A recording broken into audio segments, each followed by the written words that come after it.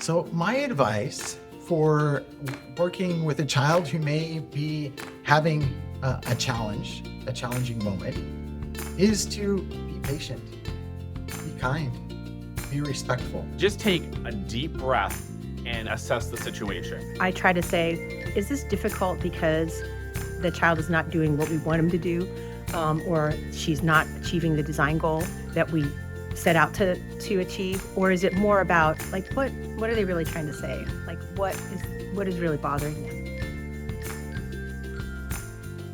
Sometimes it is as simple as just laying on the floor next to them and being there with them while they are frustrated or upset or need that little bit of a break. Sometimes they don't come out from under the table, right? But you let them create or do whatever they want to do under there. And then at some point, they usually are curious and they crawl out and they say, what is my friend doing? Or what are these folks doing?